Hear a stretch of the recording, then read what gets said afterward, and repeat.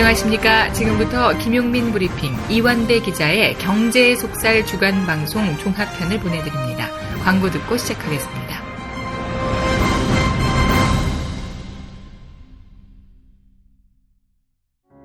우리가 살아온 우토로 마을에는 태평양 전쟁 당시 군 비행장 건설을 위해 강제 동원된 조선인들의 아픈 역사가 있습니다.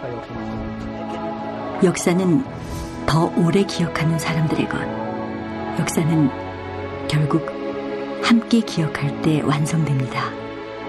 우토로 평화기념관 건립을 위해 당신의 참여가 필요합니다. 기억할게 우토로 캠페인 아름다운 재단. 중고차죠? 네. 그런데 이 차 진짜 있는 거 맞죠? 정말 이 가격에 살 수 있는 거죠? 아이, 그럼요. 빨리 오시면 됩니다. 여러분, 이거 다 거짓말하는 걸 아시죠? 더 이상 속지 마세요. 허위 매물에서 우리의 가족과 이웃을 지키는 더불어 중고차. 직영 정비소를 운영하여 더욱더 믿음이 가는 더불어 중고차. 카카오톡 검색창에 더불어 중고차를 검색하시거나 1661-3363 1661-3363으로 전화주세요.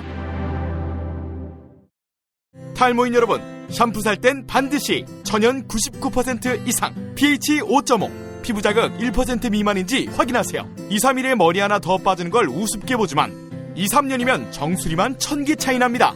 그렇지만 샴푸로 머리가 나진 않으니 이미 빠진 곳은 어쩌냐고요? 뿌리 깊은 샴푸 두피 영양제가 있습니다. 보건복지부상, 에이펙 최우수 기술상, 발모 촉진 조성물 특허 99%의 효과, 식약처 인증으로 부작용 없는 유일한 모낭 영양제. 가격도 세트로 구입하시면 두피 모발 피부 개선까지 하루 330원. 뿌리 깊은 샴푸 쇼핑몰에서 기적의 사용 후기도 검색해보세요. 1566-7871. 이제 월요일 방송분 함께 하시겠습니다.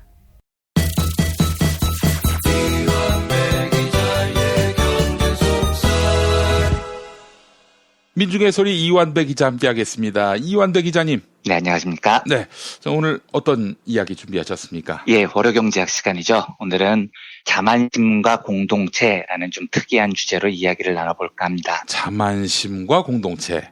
네. 예. 사실 인간이 이기적이다, 이런 말도 안 되는 전제를 허물어뜨리기 위해서 경제학뿐 아니고요.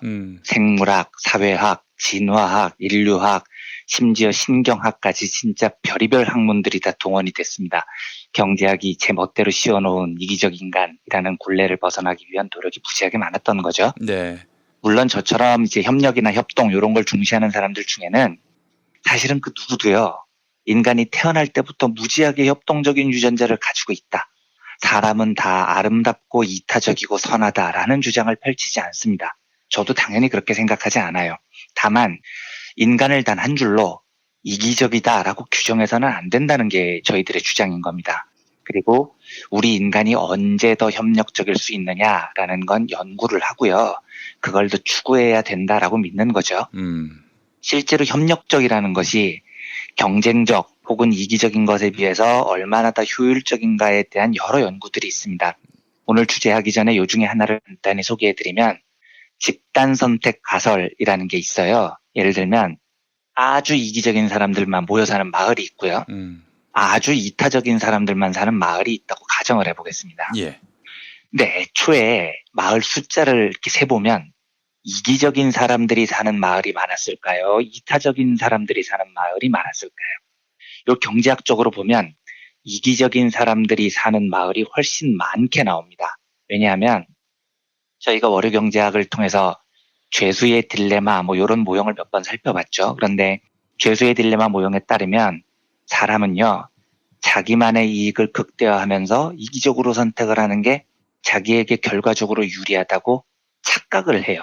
이건 착각입니다. 죄수의 딜레마라는 게 그런 거잖아요. 사실은 서로 협동하는 게 결과적으로도 유리한데 사람은 멍청하게도 생각이 좁아서 당장 남을 배신하는 게 더 유리하다고 착각하는 겁니다. 그래서 끊임없이 배신의 버튼을 누르는 바람에 몽땅 다 망한다. 이제 이게 죄수의 딜레마의 이야기인 거죠. 예. 그래서 실제로 초기 상태에서 마을의 분포를 보면 이타적인 마을보다 이기적인 마을이 훨씬 많게 나옵니다. 예를 들어서 5마을이 산다면 이 중에 이기적인 마을은 4 정도 되고요. 이타적인 마을은 1 정도밖에 안 되는 거죠.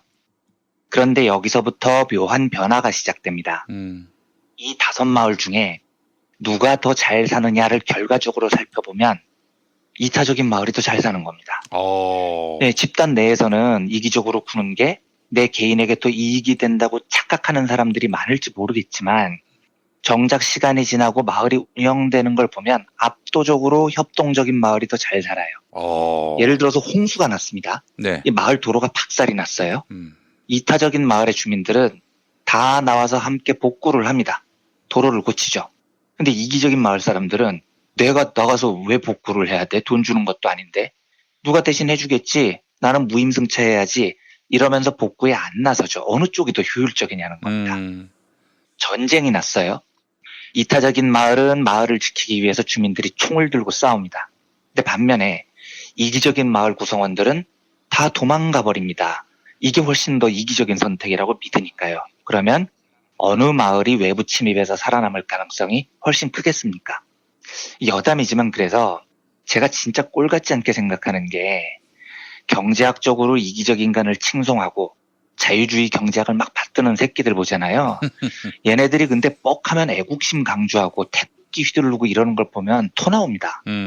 제가 장담하는데 그런 이기적 인간을 옹호하는 자유주의자들은 전쟁 나면 제일 먼저 해외로 튈 놈들입니다.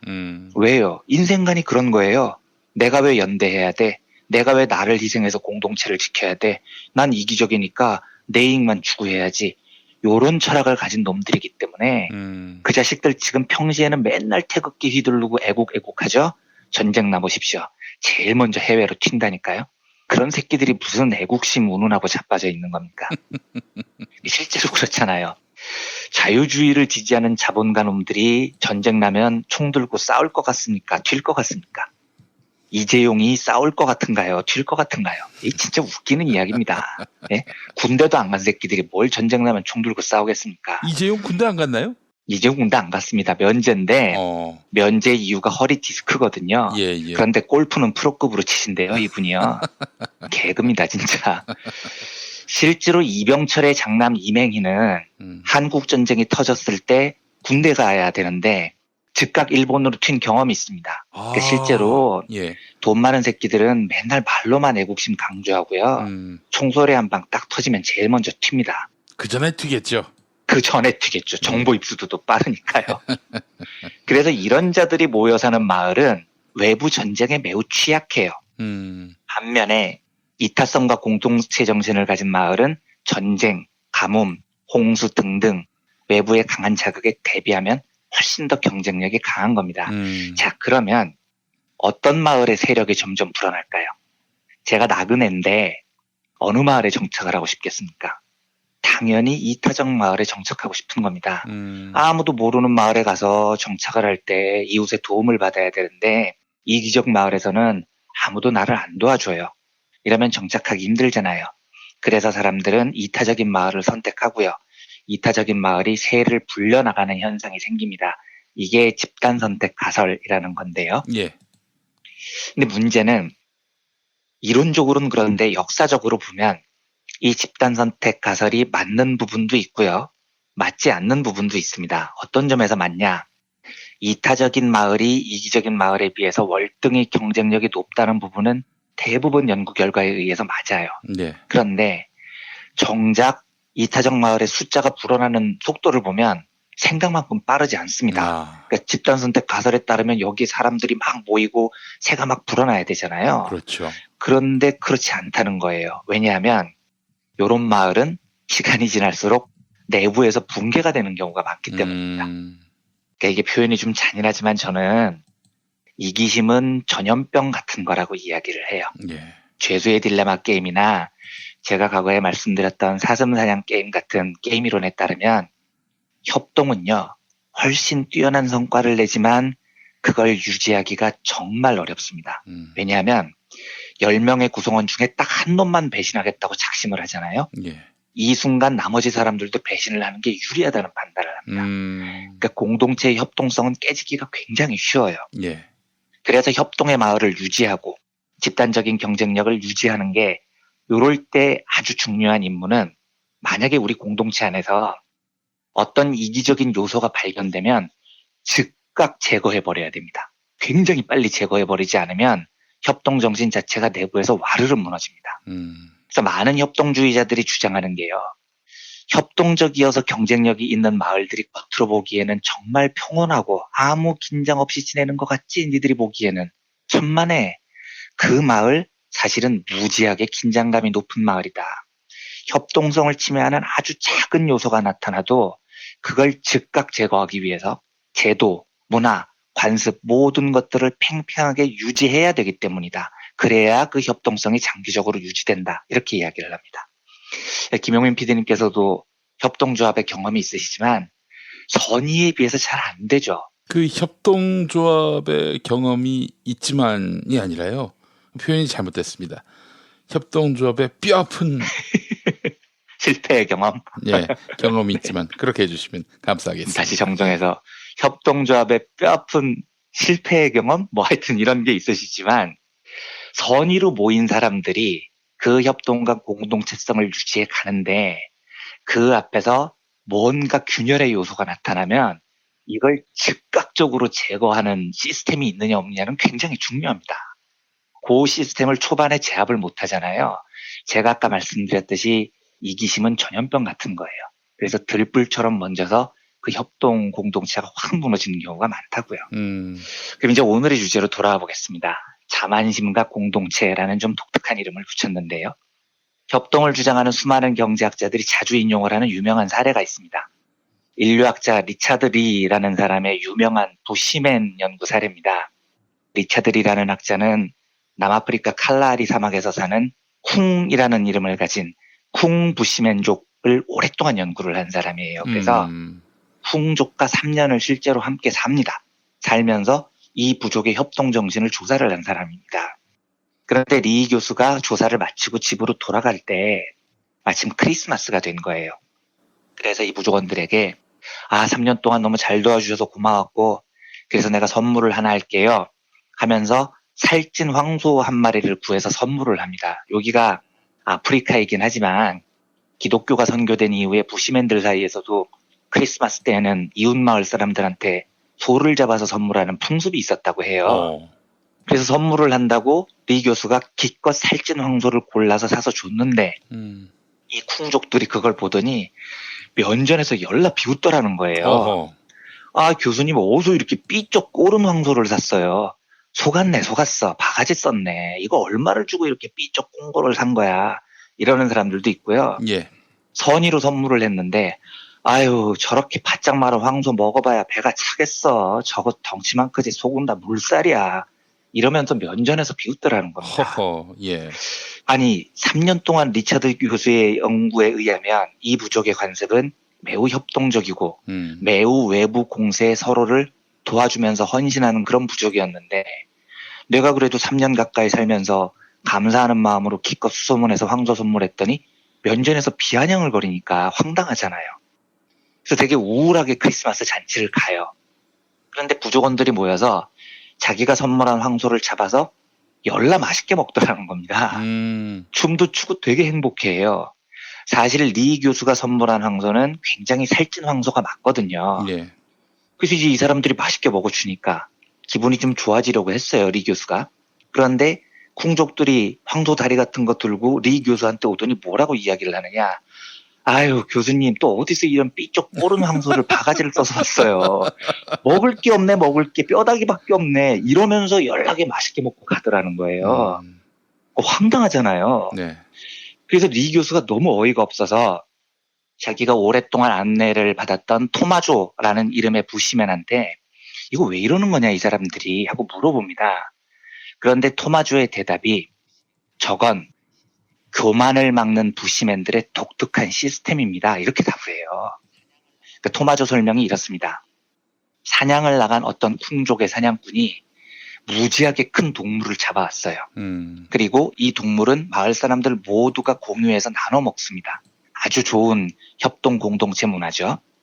그런데 문제는 큰 동물을 잡아온 사냥꾼이 으쓱대기 시작하면 그 공동체가 깨진다는 겁니다. 사냥꾼이 예를 들어서 야 오늘 큰 거 잡아와서 나 때문에 너희들 배불리 먹는 거야.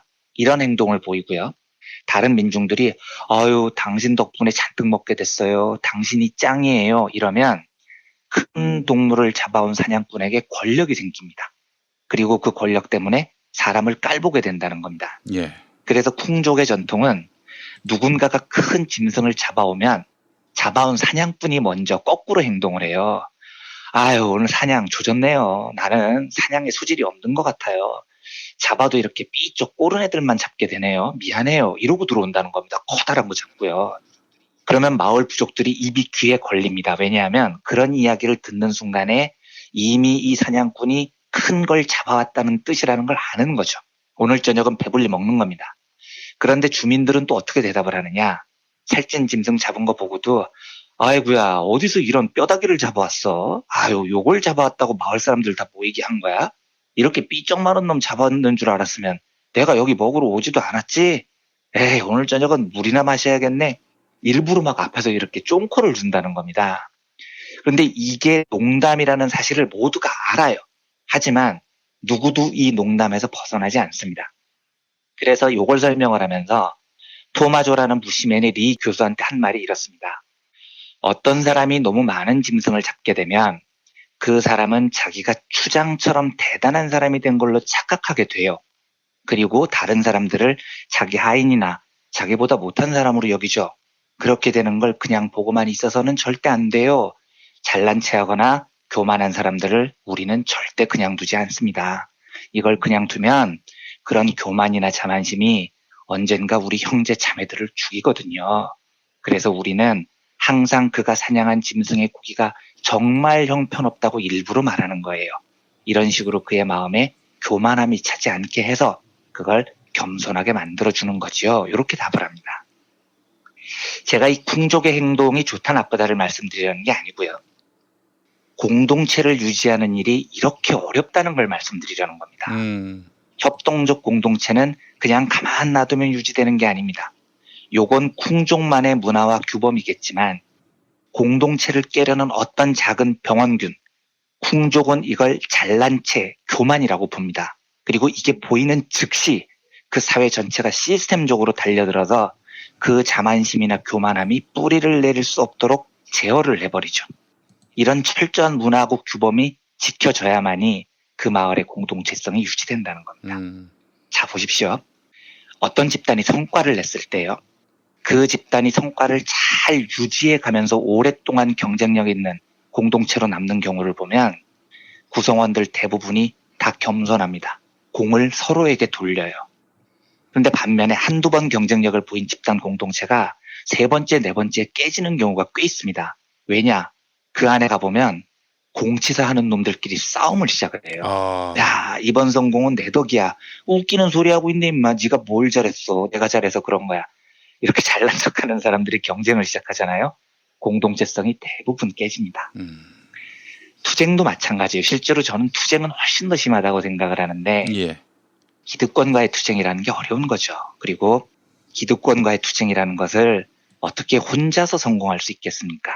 이 투쟁이야말로 완벽한 협동적 공동체 정신에서부터 완성이 되는 겁니다. 예. 그리고 성공한 투쟁 집단 중에서 그 성공을 계속 유지하는 성과가 뚜렷한 투쟁 집단을 보면 그 집단에는 백발백중 영웅을 대접하는 문화가 없습니다.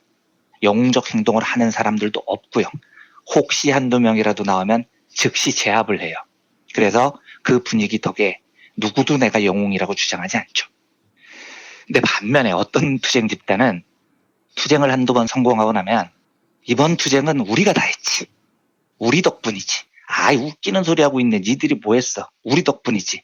이렇게 영웅의 자리를 다투는 다툼이 벌어지기 시작합니다. 그러면 원래 경쟁력 있던 그 투쟁협력 공동체는 빠른 시간 내에 굉장히 평범하고 비효율적인 이기적인 마을로 변해버립니다.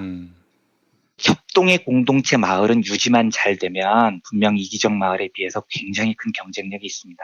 하지만 그 경쟁력을 유지하기 위해서는 굉장히 엄격하고 문화적인 규범이 필요해요.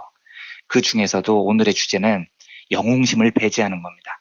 잘난 척보다 겸손함이 지배하는 문화, 이게 굉장히 중요한 요소라는 거죠. 근데 물론 제가 그렇다고 쿵족처럼 누가 사냥해서 고생해서 짐승 잡아왔는데 그거 비아냥거리는 게 좋다는 뜻은 절대 아니에요. 하지만 내 덕에 우리가 여기까지 왔다. 내가 이렇게 한 주인공이다. 라는 오만함이 공동체 문화를 상당히 훼손한다는 걸 우리가 알아야 됩니다. 특히 기득권과 싸우는 투쟁의 공동체에는 이런 섬세한 감정의 배려가 필요한 거죠. 우리가 촛불혁명으로 정말로 위대한 협동의 공동체를 만들었죠. 이거 진짜 위대한 겁니다. 우리 촛불혁명 때 생각을 해보십시오. 아무도 내 덕이라고 주장하지 않았고 아무도 알아주지 않아도 촛불과 방석을 나누고 서로가 편하게 투쟁할 수 있도록 배려해주고 그랬던 겁니다. 그렇죠. 그러면 그 공동체를 오래 유지하기 위해서 세심한 감정의 배려와 문화의 협력이 필요해요. 그 안에서 이건 내가 잘해서, 이건 우리의 덕이지. 이런 자만함과 오만함의 집단들이 쟁투를 시작하면 협동의 공동체 문화가 오래 지속되기 어렵습니다. 이런 것들을 빨리빨리 제어해 나가는 문화적 시스템이 사실은 필요하다는 거죠. 이런 시스템 그리고 위대한 촛불혁명의 협동적 문화가 오랫동안 잘 유지되기를 바라는 마음을 담아서 오늘 월요경제학으로 자만과 공동체라는 주제로 이야기를 나눠봤습니다.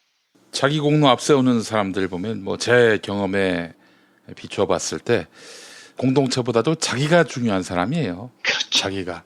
근데 그 공동체를 위한다고 하면서 이제 자기의 권익을 앞세우죠. 나중에 공동체냐 자기냐 둘 중에 하나 선택을 받았을 때는 백발백중 자기를 선택하죠. 그렇죠. 공동체에 침을 뱉어요. 이런 인간들이. 그래서 그런 사람들이 발견되면 빨리 제어를 해야 돼요. 그렇죠. 가만 놔두면 안 되는 겁니다. 그게 공동체를 유지하는 핵심적인 요소라는 또 거죠. 무슨 화합한다, 뭐 또 그들을 뭐 포용한다. 그러다가 이 공동체가 멍들고 망해요. 그렇습니다.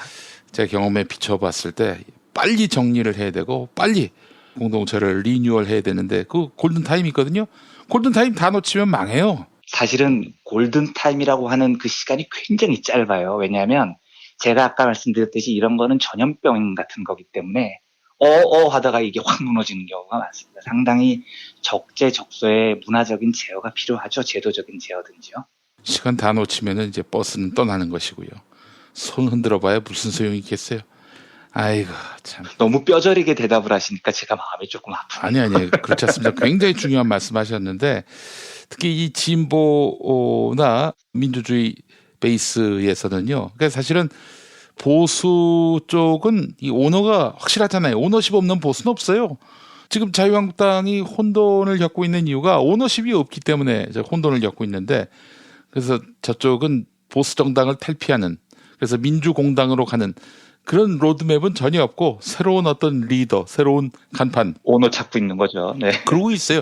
한 3, 4개월 뒤면 오겠지 하면서 지금 김병준 체제로 시간 죽이고 있는데 절대 안 나옵니다. 그게 하루아침에 나옵니까?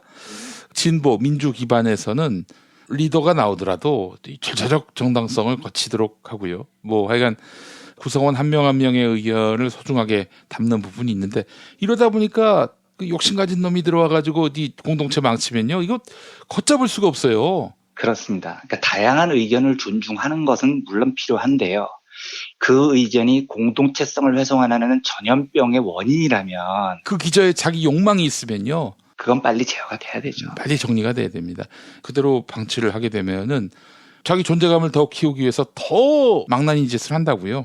정리를 해야 하는데 정리가 쉽진 않습니다. 이 또 정리를 하는 과정에서 또 절차적 정당성 따져야 한다. 그러다가 이 사람 저 사람 상처받고 결국 그 조직은 무너지게 돼 있고요. 그렇기 때문에 사실은 공작 세력들이 쥐고 흔들고 무너뜨리기 너무너무 좋은 곳이에요. 사실 민주 진보 기반의 단체라고 하는 곳이 말이죠. 이겨나가야 되는 문제입니다. 굉장히 어려운 문제고요. 저도 사실은 뭐 절감하는데 그래서 오늘 이런 이야기를 나눠봤지만 어쨌든 공동체성을 훼손하는 이런 이기적인 유전자들은 매우 정말로 초창기에 문화적으로 빨리빨리 잘 제어를 해야 될 필요를 절감합니다. 저도요. 그래서 제가 이제 생각한 건데요. 오너십은 아니더라도 지도하는 사람들, 그 이제 말하자면은 리더격 되는 사람들의 리더십을 기본적으로 인정하고 가야지 인정하지 않고 무너뜨리려 한다? 이자들은 철저하게 좀 정리를 할. 그래서 누구나 리더가 될 수 있는 기회를 부여하되 일단 리더가 된 사람에게는 조직이 시스템적으로 그 리더십을 존중하고 인정해줘야지 뭐 그냥 작심하고 흔들려고 하는 세력들, 뭐 정의의 이름으로 이런 세력들이 등장했을 때 이 조직이 얼마만큼 빨리 기민하게 이런 분란을 해소할 수 있는지. 물론 그 리더가 뭐 부정부패를 저질렀다? 그럴 경우엔 또 그 리더에 대해서도 조기에 정리할 수 있는 그런 시스템을 구축해야 하지 않을까 하는 생각이 듭니다. 하여튼 오늘 아주 중요한 이슈를 말씀해 주셔가지고 제가 그냥 항상 배우는 입장으로 들었는데 오늘은 또 말을 좀 몇 마디 섞었습니다. 아, 감사합니다. 예. 예, 이완배 기자님 수고하셨습니다. 네, 감사합니다. 다이어트는 결국 먹는 게 문제다! 문제긴 하지. 매끼 식단 챙기기도 번거롭고 빼도 금세 다시 찌고. 아직도 몰라? 비타샵 다이어트를 해봐. 안 그래도 궁금했는데 어떻게 뺀 거야? 몇 개월 한 거야? 몸에는 안 나빠? 물어 뭐래. 비타샵 가봐. 같이 해. 1522-6648 혹은 비타샵을 검색해 주세요. 충남 금산의 넓은 인삼밭. 정성농장을 일군 농부아버지 이정열 씨. 자연은 노력한 만큼 내어준다. 그 자연의 마음을 알기에 정성농장을 더불어 일구는 아들 이성규 씨도 아버지에게 배운 것처럼 정직하고 또 성실하게. 정성농장 홍삼은 인삼 재배부터 가공 판매까지 모두 책임지고 있습니다. 그래서 대한민국 1등 품질을 자부합니다. 검색창에 정성농장 홍삼을 검색해주세요. 정성농장 홍삼. 전화문의는 010-9754-6972. 골반 잡자 바로 잡자 바디로직. 허리 통증 바로 잡자 바디로직. 몸매 교정 바로 잡자 바디로직. 자세가 좋아지는 골반 교정 타이즈 바디로직. 검색창에 골반 교정 바디로직. 삐딱한 남성 골반 허리에도 역시 바디로직입니다. 바디로직의 효과를 못 느끼셨다면 100% 환불해드립니다. 자세한 환불 조건은 홈페이지를 참조하세요. 이봐, 에너지 넘치던 자네가 요즘 왜 이렇게 시들시들해? 그러게, 언젠가부터 이렇게 고개 숙인 남자가 되어가네. 아이. 남자를 위한 보양식의 끝판왕이 나왔습니다. 지친 남자를 깨우는 놀라운 힘, 궁금한 남자. 여보. 궁금한 남자. 네이버에서 궁금한 남자를 검색하세요. 1833-6654. 이제 화요일 방송분 함께 하시겠습니다.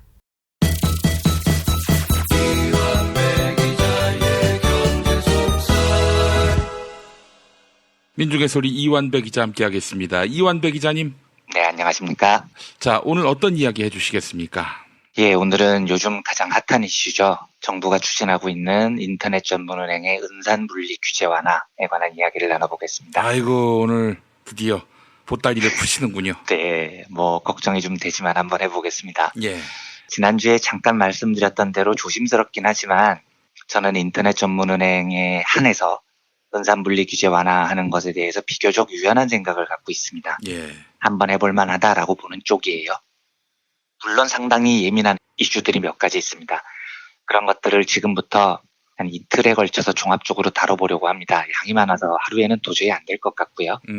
최대한 이틀 정도에 마무리를 해보겠습니다. 근데 내일 저희 방송을 쉰다면서요. 그렇습니다. 광복절을 맞아서 또 주 52시간 근무제에 부응해서 광복절은 좀 쉬기로 했습니다. 속으로는 너무 행복한데 진지한 척하면서 예. 오늘 이 이야기를 드리고 내일 모레 하루 건너서 다시 이 이야기를 그래서 이어가 볼까 합니다. 요약을 잠깐 해보면 은산분리라는 건 많이들 들으셨겠지만 은행과 산업을 분리한다는 대원칙입니다. 재벌 같은 산업자본들이 은행을 소유하면 안 된다는 거죠. 예를 들어서 삼성이 삼성은행이라는 걸 소유를 했어요. 그런데 삼성전자가 사업을 하다가 망할 것 같아서 돈이 필요합니다. 그런데 정말 망할 것 같으면 아무 은행에서도 돈을 빌려줄 리가 없습니다. 그런데 이때 이재용이 삼성은행한테 야 빌려줘 이래버리면 문제가 커져버립니다. 망해가는 삼성전자에 삼성은행이 돈을 잘못 빌려줬다가 진짜로 삼성전자가 망해버리면 그래서 빌린 돈을 못 받으면 은행까지 말려서 망해요. 그리고 은행이 망하면 진짜 국가가 망하는 위기에 처해지는 겁니다. 이게 상상 이상으로 심각한 문제가 생깁니다.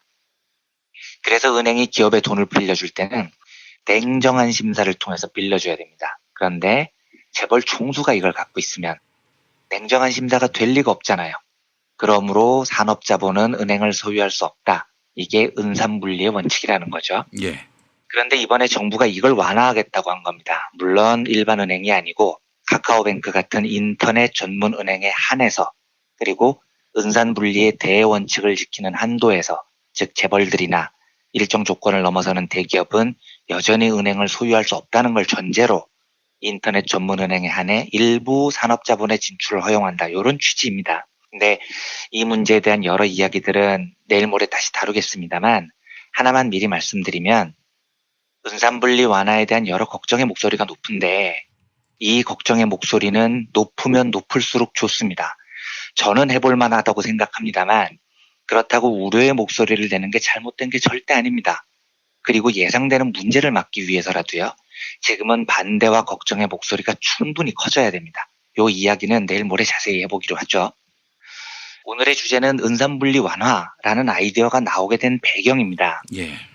카카오뱅크 같은 인터넷 전문은행이라도 은행을 새로 세우는 거니까요. 상당히 돈이 듭니다. 은행을 새로 시작하려면 먼저 고객들한테 대출을 해줄 기본적인 돈이 있어야 되거든요. 그러니까 자본금이 상당히 필요하죠. 그런데 현행 은산분리 원칙을 강하게 적용을 하면 인터넷 전문 은행이라도 이걸 설립할 때 자본금을 산업자본이 될 수가 없어요. 10% 정도밖에 되지 못합니다. 대부분 금융자본이 돼야 돼요. 이게 현행 원칙이거든요.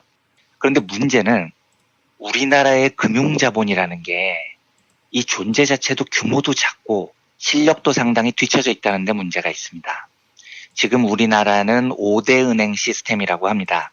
KB국민, 신한, KEB 하나, 우리, NH농협 이렇게 5개입니다.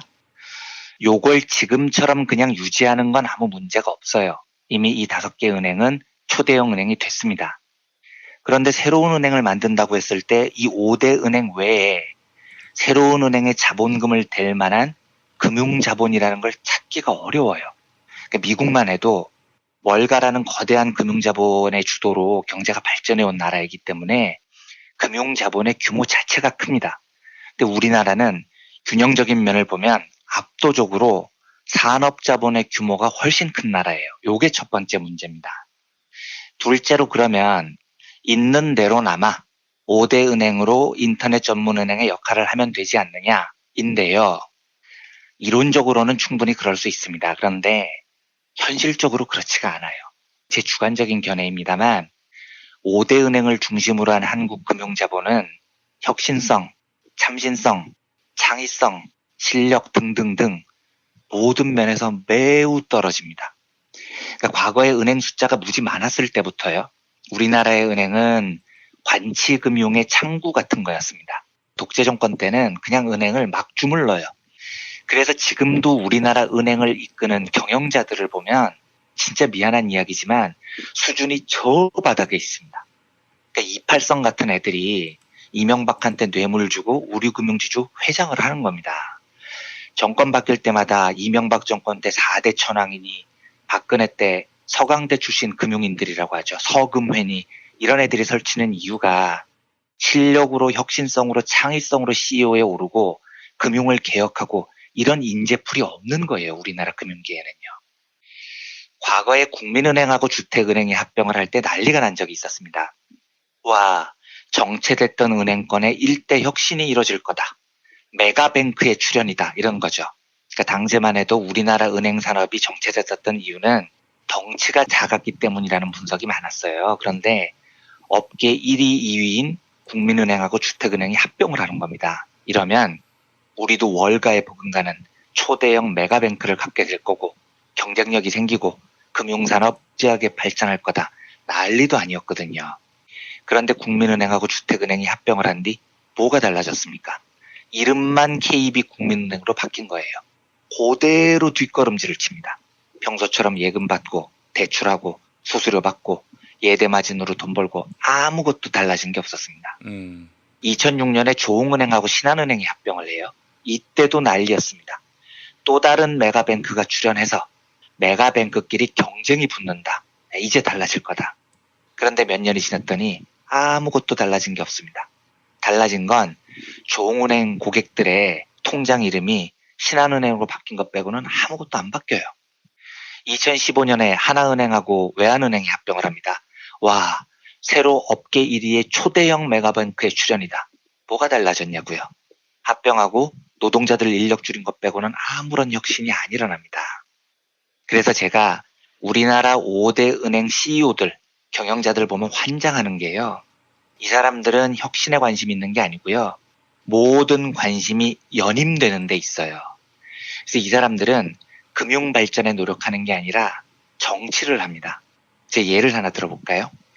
모 대형 금융지주회사 회장이 이번에 정권 바뀌고 연임이 되느냐 여부가 초미의 관심사였는데 저희 민중의 소리에서 기사에 이 회장 이야기가 한 줄 들어갔습니다. 제가 나중에 그 얘기를 듣고 기사를 보니까 진짜 별것도 아닌 기사였어요. 전임 회장이 연임을 노리고 있는데 이런저런 로비를 한다, 뭐 이런 내용이 아주 짧은 한 줄이 들어간 겁니다. 저희 청취자 여러분들 중에 이 기사 보신 분들 없으시잖아요. 민중의 소리가 무슨 금융권 기사를 자주 내는 대형 언론사도 아니고 금융권 동향에 한 줄 들어간 이 기사를 누가 보겠냐고요. 그런데 이 기사가 나가자마자 그 회사 중간 간부가 민중의 소리로 득달같이 찾아왔다는 거예요. 아우, 회장님 연임 앞두고 예민한 시기인데 이거 좀 빼달라고요. 제가 그 금융지주 회장님 소문 들어서 어떤 분인 줄 대충 아는데요. 연임을 하고 싶으면 제발 일을 하세요. 정치를 하지 말고요. 아니, 5대 은행 금융지주 회장 정도 된 사람이 민중의 소리 같은 작은 매체 기사 한 줄 난 거 가지고 신경 쓰고 자빠져 있을 때입니까? 제가 왜 이런 이야기를 하냐면 이분 연임 때 이분이 진짜 오만 언론사에 정말 난리도 아니었다는 거예요. 자기에 관련된 기사 바꾸고 빼고 하느라고요.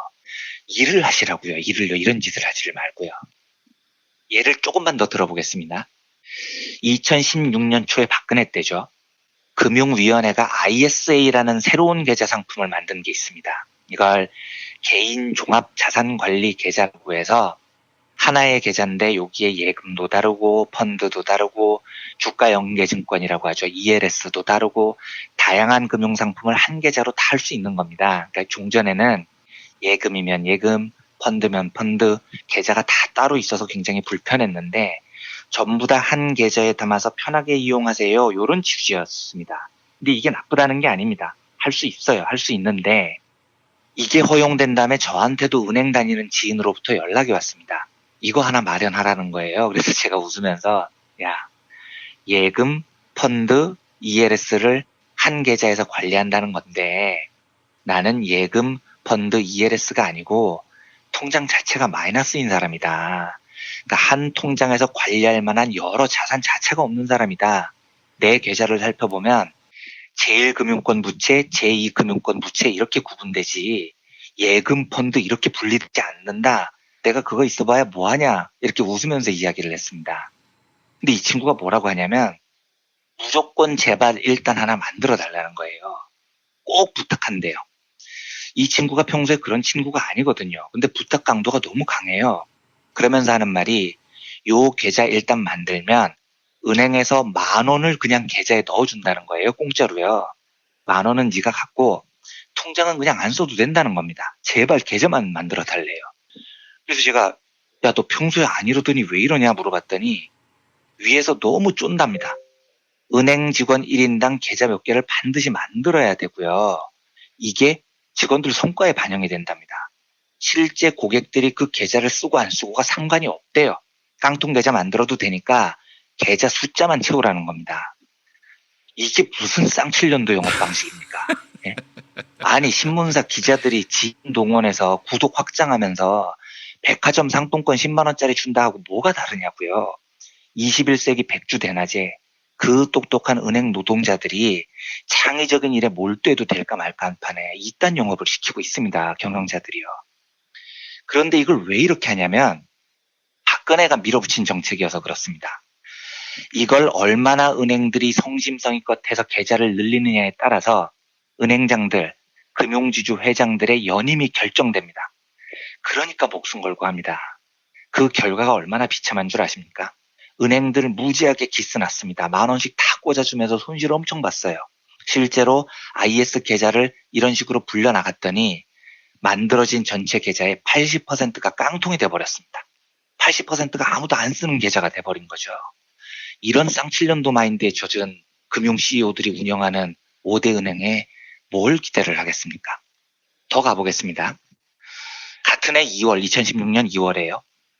우리은행이 위비톡이라는 금융 메신저를 출시한 적이 있습니다. 유재석 씨가 광고를 띄고요. 우리은행이 엄청 민 겁니다. 지금 거의 망했죠. 그런데 제가 이것도 한 달이 걸러서 저한테 위비톡 앱을 깔아달라는 요청이 왔어요. 그래서 나는 텔레그램을 주로 쓰고 전 국민 대부분이 카카오톡이나 라인을 쓰는데 그 위비톡이 되겠냐, 그분께 한번 물어봐달라 이랬더니 그쪽 답이 우리가 앞으로 위비톡에 웹툰도 제공하고 컨텐츠도 제공하고 대화를 할 때 귓속말 기능도 제공하고 뭐 이렇게 답이 와요. 그래서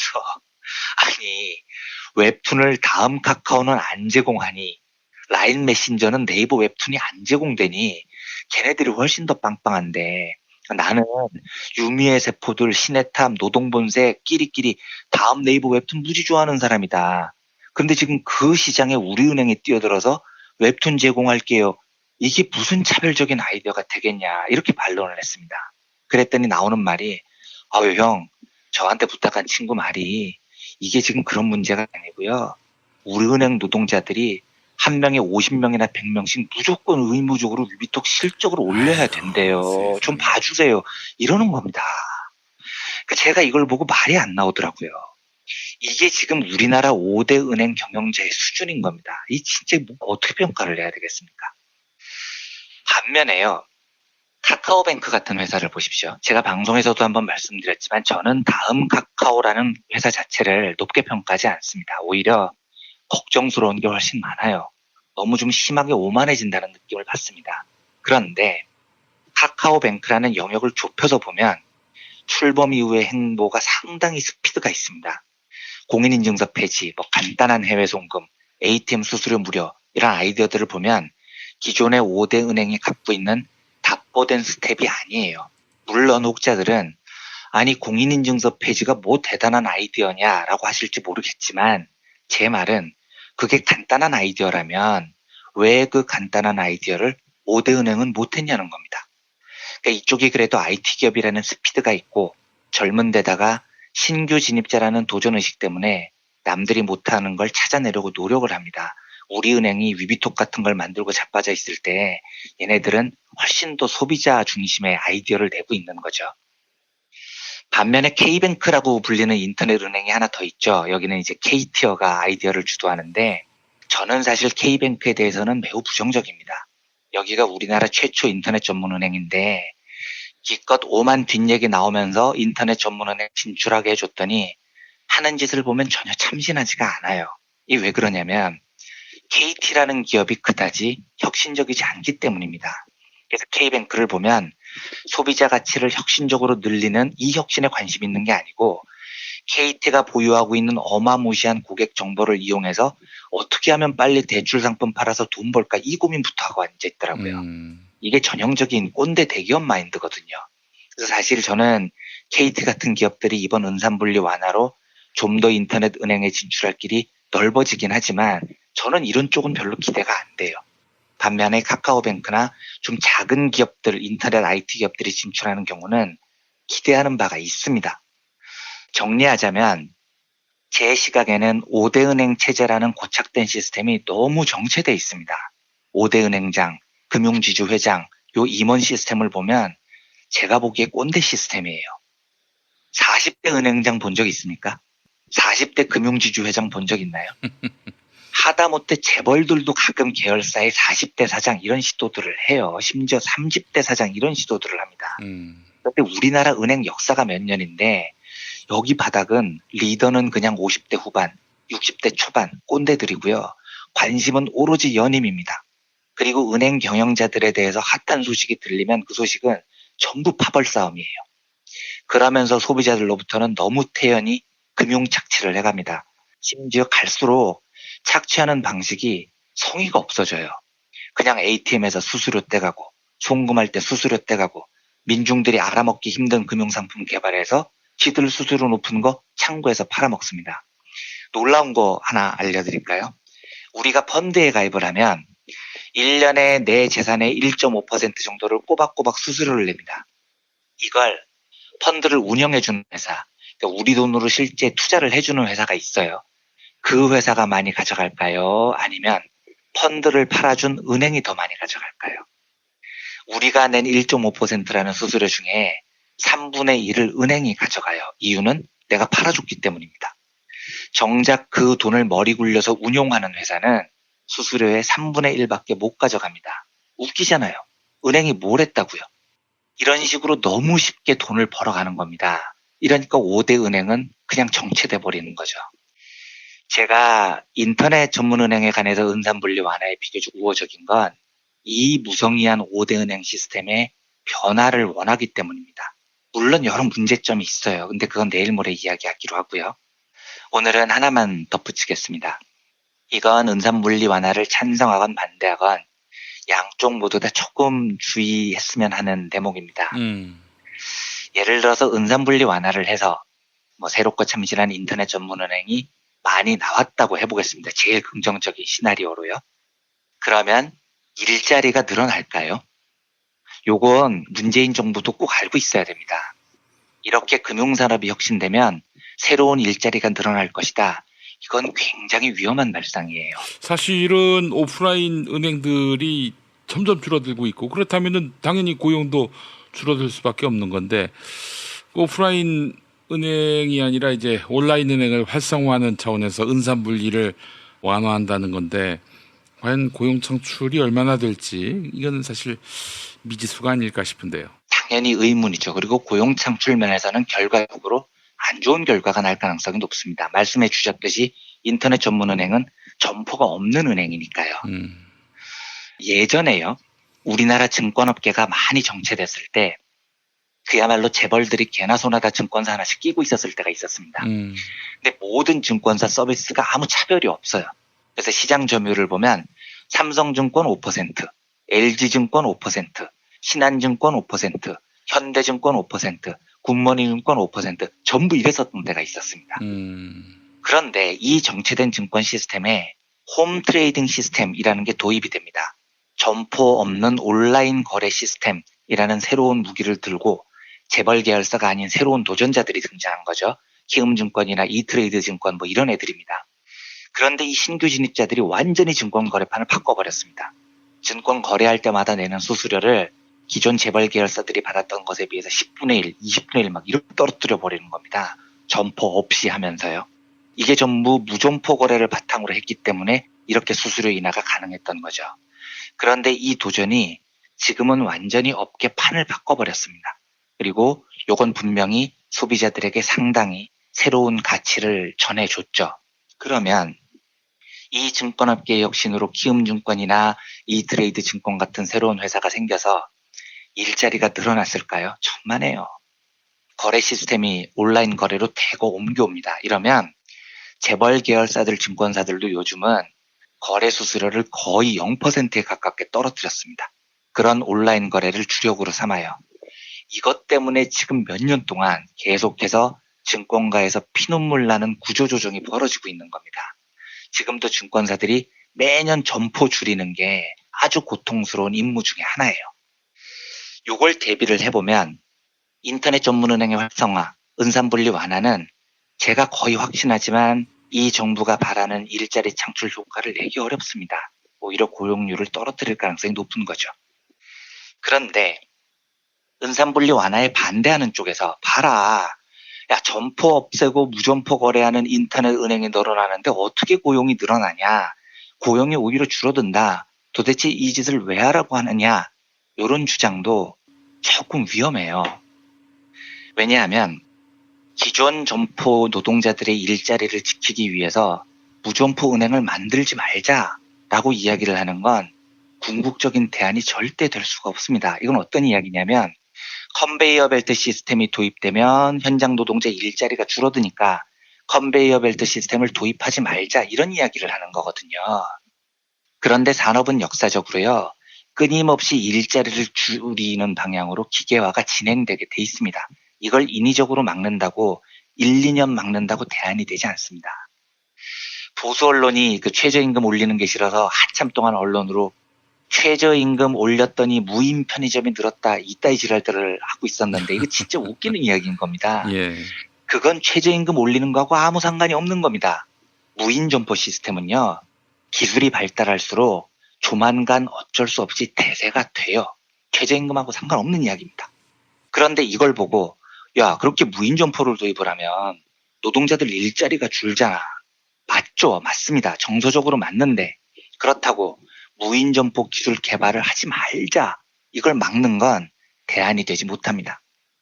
장기적으로 결국 기술 발전으로 옛 일자리가 사라지는 건 피할 수 없는 추세 같은 거예요. 그러면 무점포 은행의 등장이 고용을 오히려 줄일 것이다. 그래서 해서는 안 된다는 주장도 사실은 옳지 않은 거죠. 만약에 그게 대세라면 진보는 다른 방식으로 대응을 해야 됩니다. 산업이 계속해서 변해가면서 일자리를 잃을 수밖에 없는 노동자들이 나온다면 이 노동자들에게 새로운 살 길을 열어주는 사회안전망 구축, 복지 시스템, 여기에 전력을 다해야 됩니다.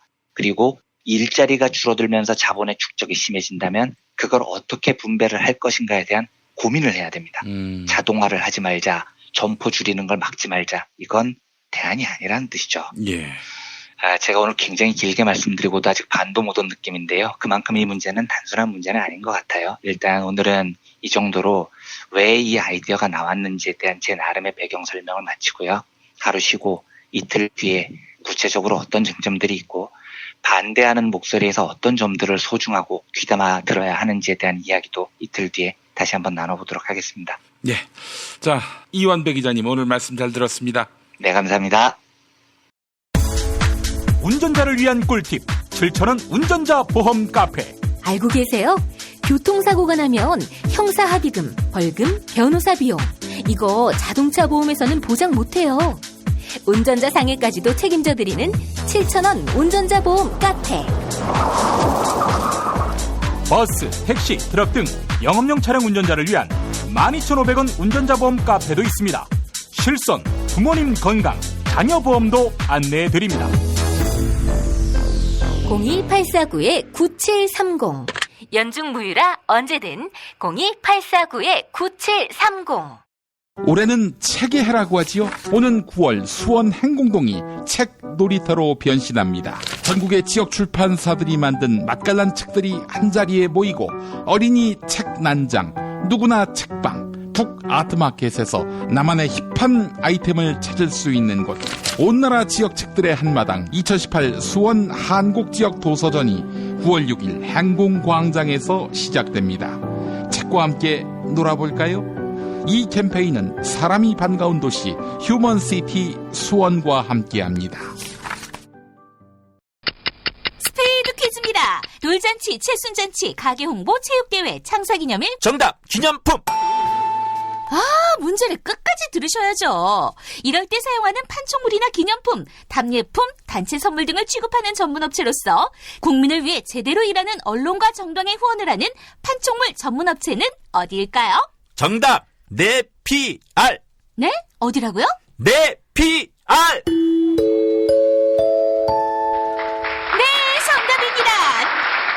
판촉물이나 단체 선물이 필요할 때 이왕이면 우리 편 회사 네피알을 찾아주세요. 인터넷 검색창에 네피알을 치시거나 032-519-4800으로 전화주시면 친절하게 상담해드립니다. 그런데 상품은 뭔가요? 네피알에 가서 고르세요. 3만 가지가 넘는 물품이 있어요. 이제 목요일 방송분 함께 하시겠습니다.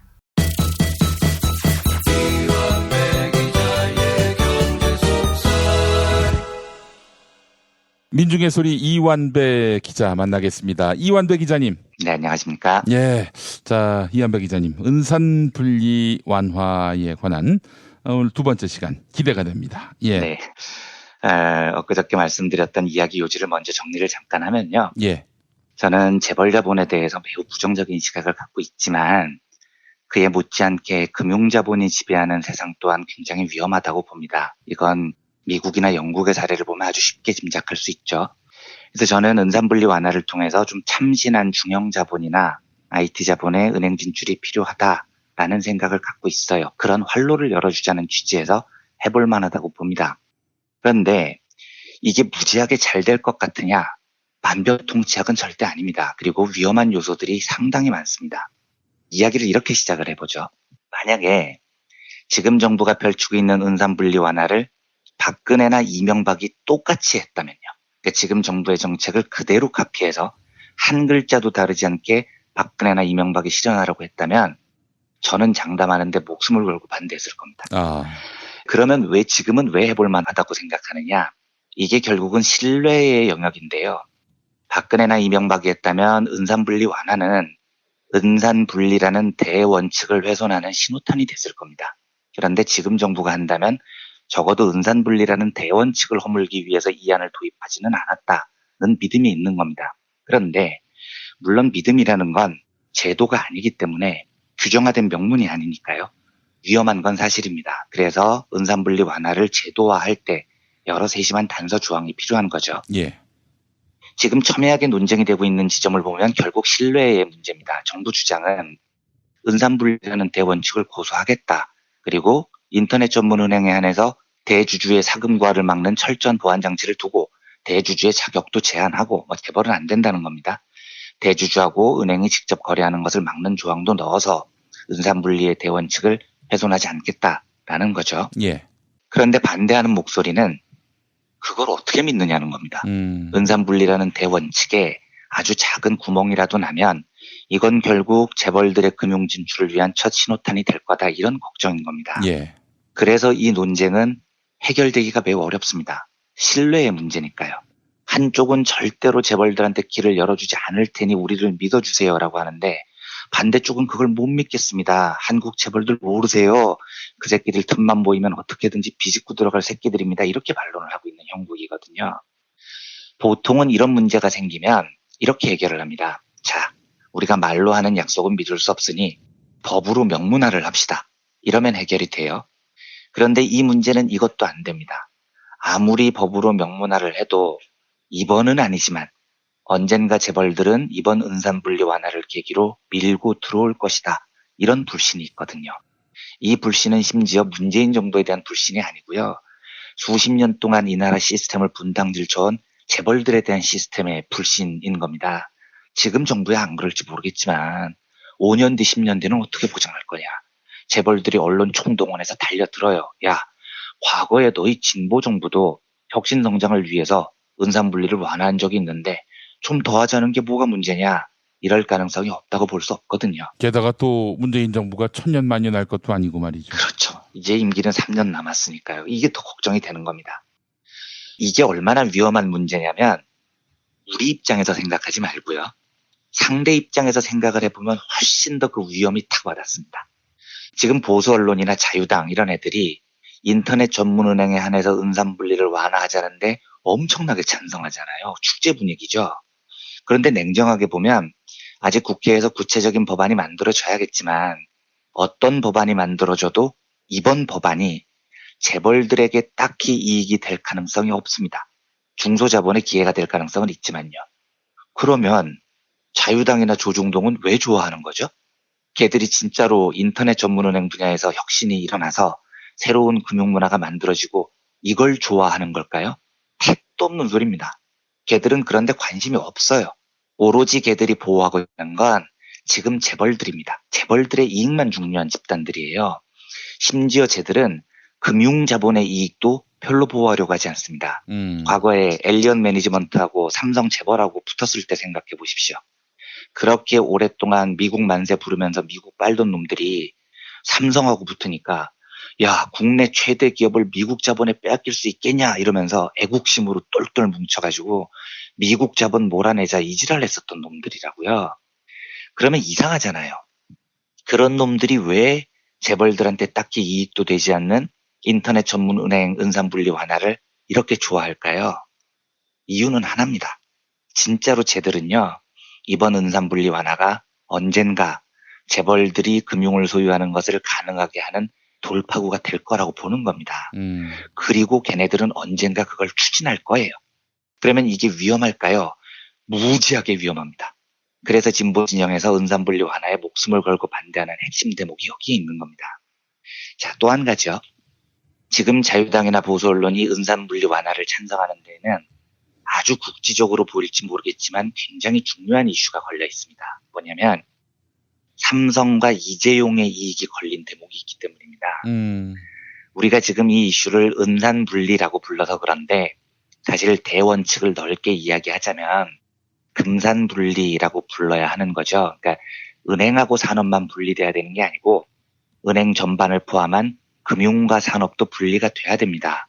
왜냐하면 은산분리 취지라는 게 재벌들이 은행을 소유해서 지 멋대로 고객 돈을 쌈짓돈처럼 쓰는 걸 막자는 건데 예. 은행 말고 금융회사도 이런 위험이 있는 거잖아요. 삼성생명만 해도 자산이 수백조입니다. 그런데 그게 다 고객 돈이에요. 이 돈을 자기들 지배구조 확보한 데 쓰면 안 되는 거거든요. 자기들 계열사 위기에 처했을 때 삼성생명 돈 투입해서 계열사 살리면 안 되는 겁니다. 그런데 얘들은요. 진짜로 이런 짓을 하는 놈들입니다.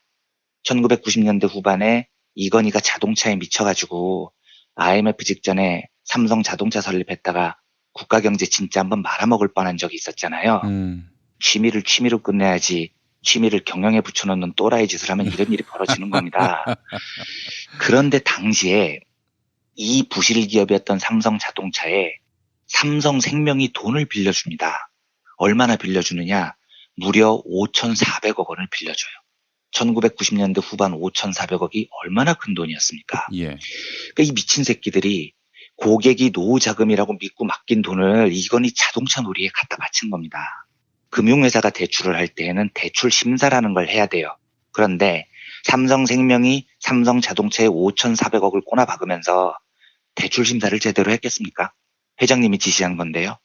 이 황당한 이유로 고객의 피 같은 돈이 그 부실 기업에 꼬나박혀버립니다. 그러니까 삼성 새끼들은 이 짓을 진짜로 하는 놈들이라고요.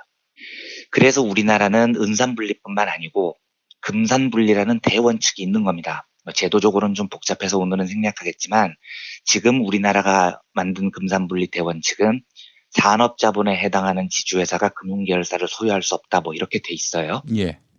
그런데 또다시 이 원칙을 대놓고 위반하는 기업이 있습니다. 어디냐? 또 삼성입니다. 그러니까 이 새끼들은 법도 없고요. 전과를 저질러서 나라 말아먹을 뻔했는데 미안한 것도 없어요. 깡패 새끼들도 염치를 하는데 이 새끼들은 깡패보다도 못한 짓을 하고 다닙니다. 지금 삼성의 지주회사가 삼성물산이라는 회사인데 산업자본입니다. 산업자본은 금융회사를 소유하면 안 돼요. 그런데 삼성물산은 금융회사인 삼성생명을 소유하고 있습니다. 금산분리 위반입니다. 게다가 삼성생명이 고객 돈으로 또 삼성전자 지분을 잔뜩 사들여서 이재용이 삼성전자에서 황제 노릇을 하는데 도움을 줍니다. 이것도 금산분리 위반입니다. 고객 돈이 이재용 세뱃돈입니까? 이따위로 쓰게요. 무슨 뜻이냐? 한마디로 삼성은 지금 존재 자체가 불법이라는 겁니다. 그런데 이걸 해결하라고 주장을 해도 사실 이건 시민사회에서 주장을 했지 정부는 주장도 안 했어요. 박근혜 이명박 때에는 정부가 해결하라고 요구한 적도 없습니다. 그런데 김상조 공정거래위원장의 공정위 출범 이후에 이걸 해결하라고 계속 삼성을 압박을 합니다. 그런데도 삼성이 아직도 안 하고 버티고 있어요. 돈 든다는 이유로요. 그래서 이재용의 꿈 중에 하나는 이 금산분리라는 대원칙이 완화되는 겁니다. 어떻게든 돈 좀 덜 쓰고 이 문제를 해결하고 싶어 하죠. 제가 과거에 한번 길게 말씀드려서 오늘은 생략하지만 중간금융지주회사를 도입하자 뭐 이런 헛소리들을 정치권에서도 하고요. 심지어 이명박근혜 때는 공정거래위원회에서도 이걸 주장을 했어요. 제가 그걸 보고 이게 공정이야 삼성 따까리야 차라리 이름을 삼성거래위원회로 바꾸든지 뭐 이런 생각까지 할 정도로 중요한 문제였는데 예. 이게 뭐냐면 금산분리 원칙 지키는데 딱 하나만 예외를 두자. 왜 두느냐? 삼성만 좀 봐주자. 그래서 예외를 두자. 이게 중간금융지주회사 도입이라는 겁니다. 아니 뭐 이런 개떡 같은 법안을 정부가 추진하는 나라가 어디 있습니까? 삼성이라는 재벌 한 곳을 봐주기 위해서 금산분리의 예외를 두는 건데 이게 도입이 되면 법이 삼성을 위해서 존재한다는 것을 입증하는 꼴이 되죠. 그러면 그게 법입니까? 야바위지. 그런데 불과 2년 전까지 이런 주장을 정부도 하고 일부 국회의원들도 하고 심지어 공정거래위원회도 했습니다. 공정위는 제가 진짜 깼었던 게 2017년 1월 올해 업무 계획을 발표하는데 2017년 1월이면요. 촛불 집회가 한창일 때였다고요. 박근혜 탄핵 조치 상태였고요. 그런데 그때에도 공정위가 보도자료를 내고 올해의 업무 목표 중간금융지주회사 도입 이 지랄을 하고 있었습니다. 그러니까 이만큼 이 문제는 이재용의 수건 사업이었던 거죠. 그러면 이게 은산분리와 뭔 상관이 있느냐? 자유한국당 김종석 의원이라는 자가 있습니다. 정무위 간사라고 하더라고요. 이 김종석 간사가 8월 8일에 은산분리 완화에 관해서 이런 인터뷰를 합니다.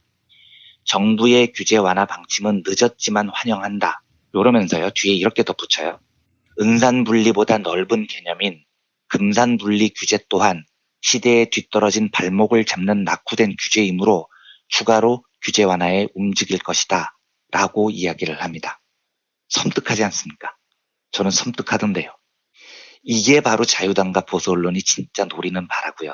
얘들은 인터넷 은행 규제 완화 관심 없어요. 핀테크가 뭔지도 모르는 애들입니다. 얘들은 핀테크의 핀이 앞핀이나 머리핀 같은 걸로 알고 있는 놈들이에요. 얘들의 진짜 목표는 이게 아닌 겁니다. 은산분리 완화를 계기로 금산분리 규제 완화까지 가서 일단 삼성 이재용 문제부터 해결해주고 그 다음에 재벌들이 은행에 진출하게 해서 재벌이 월가처럼 금융을 통해서 한국을 더 강하게 지배하는 그런 존재로 키워주고 싶은 게 얘들의 관심사인 거죠. 그러므로 은산분리 완화는 지금 자체로는 충분히 해볼만 하지만 자유당이나 보수 언론이 궁극적으로 노리는 바를 생각을 해보면 매우 위험한 것도 사실이에요. 그래서 안 하면 되는 것 아니냐. 그런데 그러기에는 지금 은행 자본의 정체가 또 너무 심하기도 하고요. 그러면 이 갈등을 어떻게 해결을 해야 될까요? 한번 해보는데요. 결단코 이번 은산분리 완화가 재벌의 금융 진출이나 이재용의 이익을 위한 금산분리 완화로 이어지지 않아야 된다는 아주 강고한 사회적 대합의가 있어야 됩니다. 이건 그냥 국회의원 몇 명이 그래요, 그렇게 합시다 이렇게 말하는 차원의 문제가 아닙니다. 금융혁신을 위해서 해보지만 절대로 선을 넘어서지 않겠다라는 정말로 넓고 강한 시민사회의 확신 아래 진행이 돼야 됩니다. 그래서 저는 은산분리 완화에 대한 반대의 목소리가 굉장히 높은데 이런 목소리를 충분히 경청해야 한다고 굳게 믿어요. 그리고 이 목소리가 높으면 높을수록 좋습니다. 은산분리 완화 뒤에 숨어서 재벌들의 이 이익을 챙기려는 자유당의 의도를 미리부터 강하게 차단하기 위해서라도 뭐가 위험하고 왜 안 되고 하는 목소리들이 매우 시끌벅적하게 나오는 게 바람직한 겁니다. 상당히 예민하고 상당히 위험한 규제 완화이긴 해요.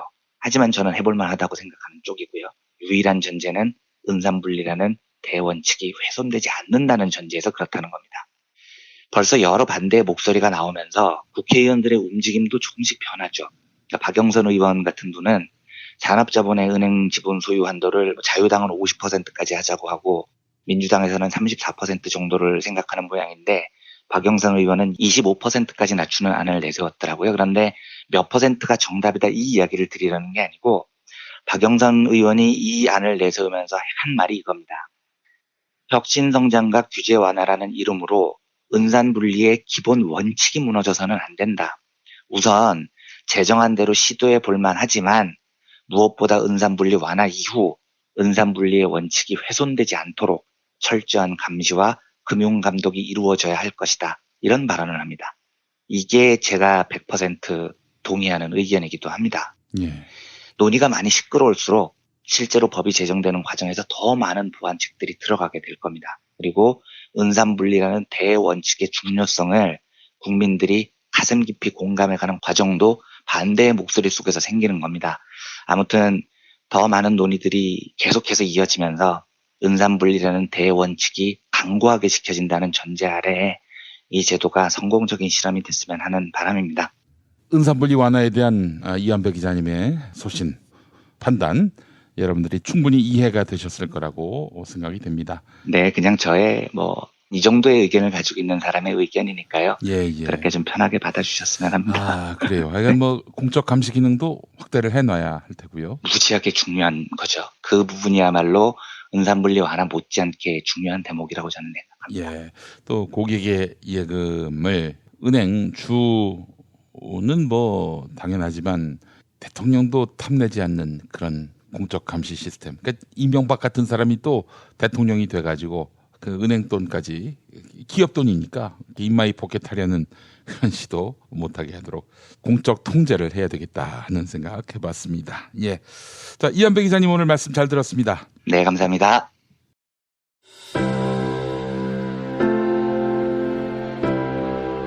이전에 상상할 수도 없었던 새로운 국면이 조선 대지의 지축을 움직이고 있습니다. 이 민족의 역사가 제 궤도에 올라서서 달리게 시작한다고 하는 느낌이군요.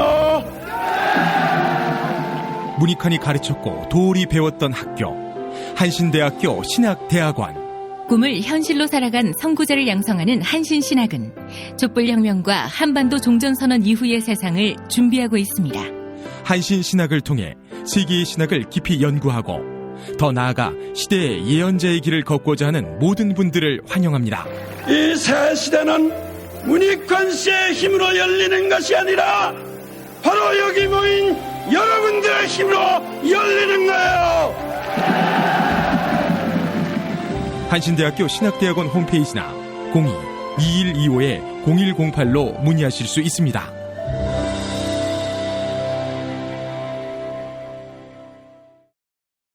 탄핵 때문에 뭐 이야기를 전달을 하려고 해도 길을 막고 듣질 않아요.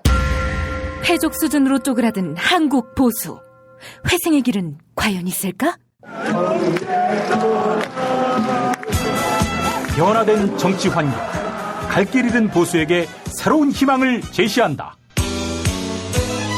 애국 보수의 화려한 부활과 집권을 위한 본격 가이드, 김용민의 신간, 보수를 지켜라. 진중권도 투표하는 보수 정당. 광주에서도 일당이 될 수 있는 보수 정당. 젊은이들의 입당이 줄을 잇는 보수 정당. 언제까지 민주당 정의당을 부러워만 할 것인가? 부러우면 진다니까? 자유한국당 당원 김용민이 쓴 보수를 지켜라. 이김에서 나왔습니다.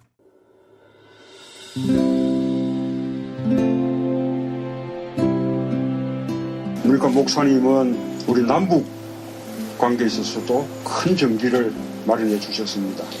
늦봄 문익환 목사 탄생 100주년. 민주화와 통일운동을 위해 11년 4개월간 옥고를 마다하지 않은 행동하는 양심. 오늘 우리가 누리고 있는 이 민주주의 또 문익환 목사님의 덕분이 아주 큽니다. 그가 24년 동안 살았던 서울 강북구 인수복로 통일의 집이 6월 1일 문익환 통일의 집 박물관으로 거듭납니다.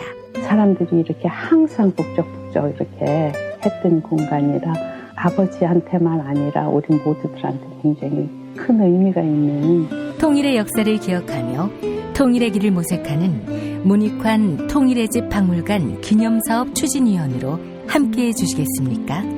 이건 단지 어떤 유가족들의 유산이 아니라 우리 시대가 가지고 있는 유산이기 때문에 자세한 안내는 포털 사이트에서 문익환 통일의 집을 입력해 주세요.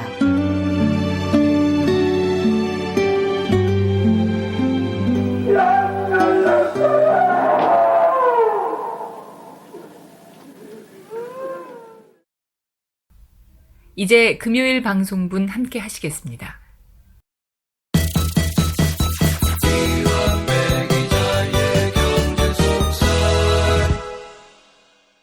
민중의 소리 이완배 기자 함께하겠습니다. 이완배 기자님. 네, 안녕하십니까. 네, 오늘 어떤 이야기 해볼까요? 예, 오늘은 조금 지난 뉴스인데요. 지난 주말에 있었던 뉴스죠. 효성그룹 조현준 회장이 관세를 내지 않고 해외 명품 티셔츠를 반입하려다가 공항 세관에서 적발됐다는 소식을 살펴보겠습니다. 예. 살짝 해프닝처럼 묻혀졌던 뉴스인데요. 내용이 이렇습니다. 효성그룹 총수가 조현준이라는 사람입니다. 3대 승계자고요. 올해 1월에 그룹 회장에 올라서 공식적으로 효성의 3세 시대를 연 인물입니다. 나이가 이재용하고 동갑입니다. 올해 51세고요. 이 조현준 씨가 홍콩 출장을 갔다가 명품 티셔츠를 11벌 구입했다는 겁니다. 그런데 이게 면세 한도를 넘어선 모양이에요. 면세 한도가 $600인데 조현준이 산 티셔츠 11벌의 가격이 $2,000 정도였다고 하더라고요. 200만 원 정도 좀 넘는 거죠. 요걸 신고를 안 하고 들어오다가 세관에 적발이 됐습니다. 요게 알려진 소식의 대략입니다. 간단하죠? 근데 요 간단한 이야기는 조금 이따 다시 해보고요. 일단 오늘의 주인공 조현준이라는 사람에 대해서 조금 먼저 알아보겠습니다. 예. 효성 족보가 창업주는 조홍재, 2대가 조석래, 그리고 3대가 조현준이죠. 여담이지만 효성 창업주 조홍재는 삼성 창업주 이병철의 동네 형이에요. 그래서 두 사람이 처음에 동업을 합니다. 지금의 삼성이 자칫하면 조씨 일가의 소유가 될 수도 있었어요. 실제로 왜냐면 이병철과 조홍재가 동업을 할 때는 조홍재가 돈을 더 많이 냈거든요. 그런데 조홍재가 동네 후배 이병철한테 뒤통수를 맞습니다. 그래서 결국 거의 망해가는 한국타이어라는 회사 하나 건지고 쫓겨나듯이 축출이 됩니다. 그래서 효성 가문은 삼성 이씨 가문에 대해서 감정이 매우 안 좋습니다. 이병철 일가가 자기들한테 사기를 쳤다고 생각을 하죠. 아무튼 그 조홍재가 장남 조성래한테 효성을 물려주고요. 조성래는 다시 자기의 장남 조현준에게 그룹을 물려주는데 여기서도 제가 한번 소개를 해드렸습니다만 사고가 한번 세게 납니다.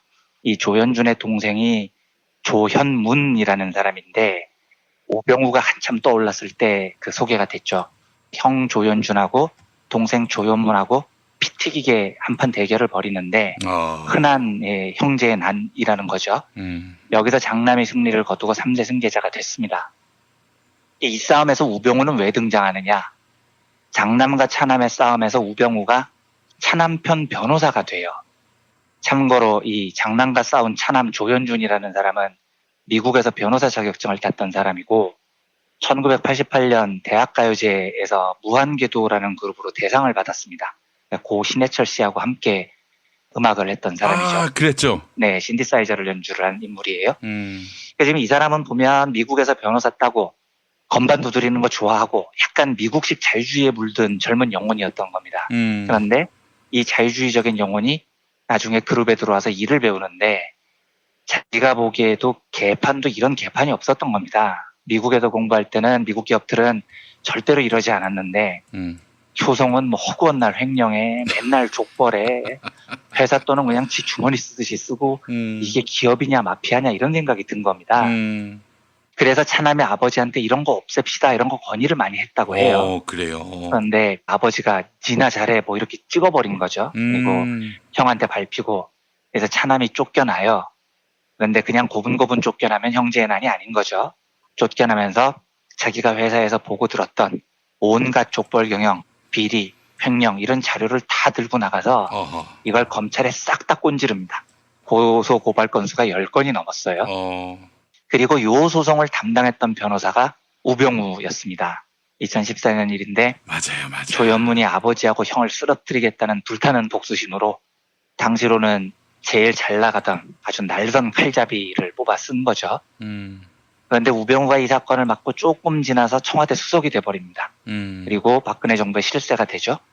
그리고 박근혜 정부가 효성을 조지기 시작합니다. 박근혜가 뭘 알고 조진 게 아니고요. 추정을 해보자면 우병우가 자기의 고객이었던 조현문을 도와주기 위해서 민정수석의 힘을 이용을 해서 검찰을 동원해서 효성을 박살을 냈다라는 게 업계의 일반적인 시각입니다. 네. 법조계에서는 그렇게 봤다고 해요. 그러니까 이게 그냥 고객과 변호사의 관계가 아니었을 거다. 저렇게까지 박근혜 정권이 우병우를 앞세워서 효성을 조지는 걸 보면 두 사람이 사업적 동지였을 것이다. 이런 의심을 했었습니다. 그래서 당시의 경향신문 기사를 보면 이런 기사가 있습니다.